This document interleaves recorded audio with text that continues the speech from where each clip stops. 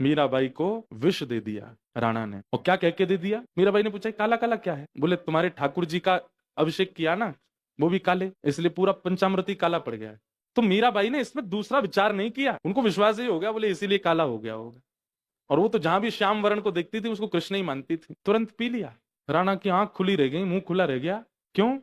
बोले मीराबाई पर तो और कुछ असर ही नहीं हुआ, और ज्यो ज्यो विष पिया त्यों त्यों मीराबाई का तेज और बढ़ गया। क्योंकि उनका विश्वास इतना था, भरोसा इतना था उस पात्र के प्रति कि उनके लिए वह विष अमृत ही बन गया। ही था पर अमृत में परिवर्तित हो गया। राणा जी खूब देर तक देखते रहे, बोले कालकूट विष पिलाया जिसकी सुगंध भी चली जाए तो प्राण चले जाएंगे, पर ये मर क्यों नहीं रही है?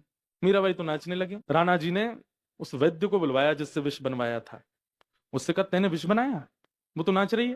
बोले भगवान उसकी एक बूंद जीभ पर चली जाए तो व्यक्ति की मृत्यु हो जाएगी, वो पूरा प्याला पी गई है, कैसे नहीं मरी मुझे नहीं पता। राणा जी ने कहा वो प्याला ऊपर ही पड़ा होगा, उसको मंगाओ।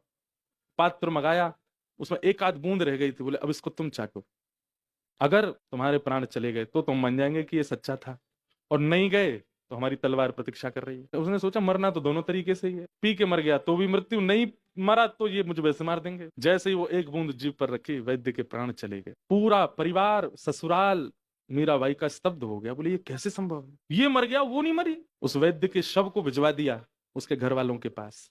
घर वालों को जब पता चला कि मृत्यु कैसे हुई, मीराबाई को मारने के लिए इन्होंने विष बनाया था, उससे मीरा नहीं मरी, तो एक बूंद इन्हीं को पिला के देखा कि विष में ताकत है कि नहीं, और ये मर गए।